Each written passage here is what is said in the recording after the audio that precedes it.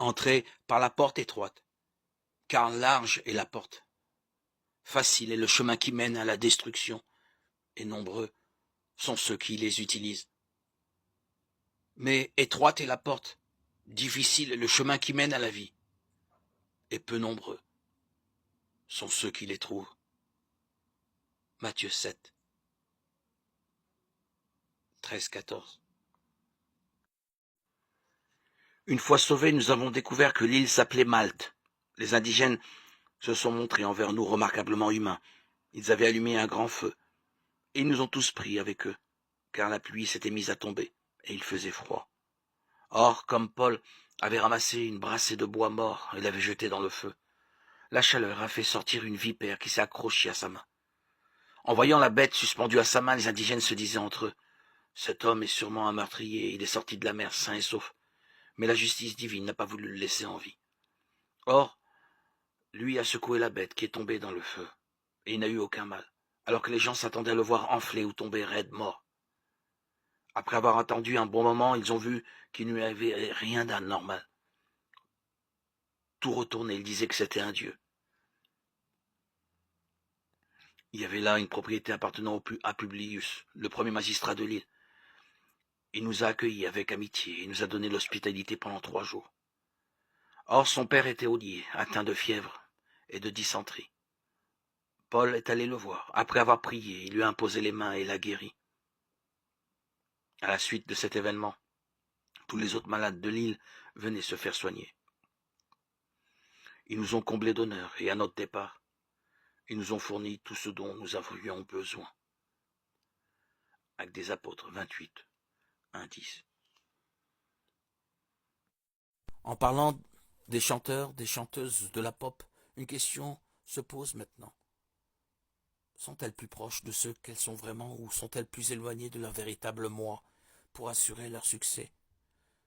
Dans l'industrie de la musique, nous ne sommes pas ici pour juger, mais pour avertir. Si aucune de ces chanteurs, chanteuses et chanteurs pop n'a réussi à rester dans cette industrie sans subir ce processus de dépersonnalisation, pourquoi croire que cela semble bon?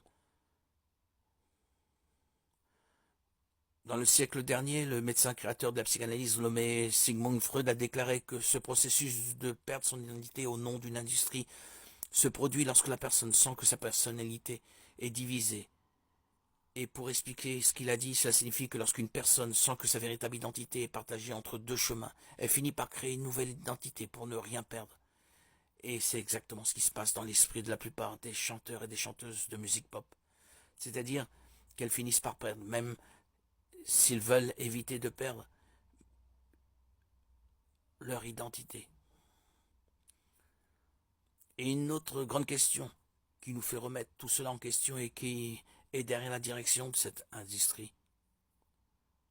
Serait-ce les grands contrôleurs du monde, occultes, ou les milliardaires qui reçoivent une avalanche de dollars à chaque tube lancé? S'il y a une opération spirituelle derrière cette industrie, nous le savons déjà que les démons se nourrissent du péché et de l'occultisme.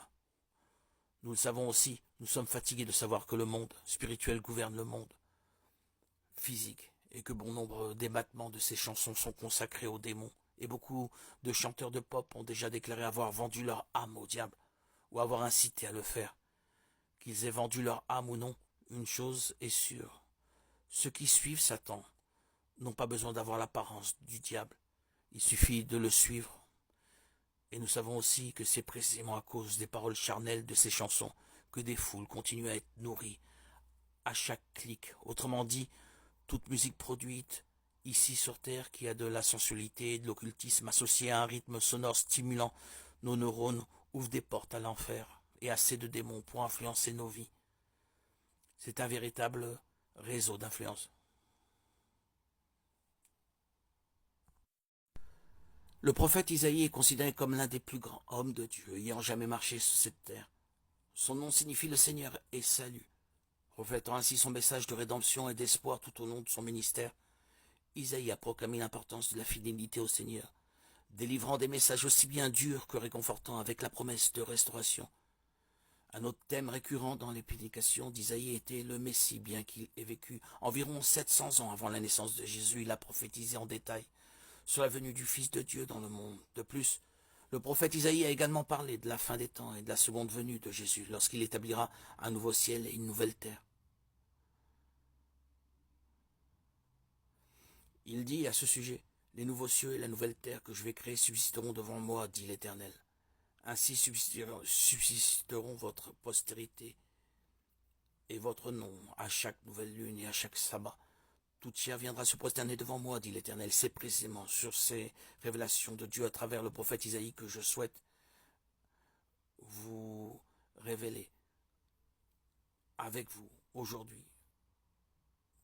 Le livre d'Isaïe contient 66 chapitres remplis de prophéties et d'avertissements qui sont pertinents pour notre époque.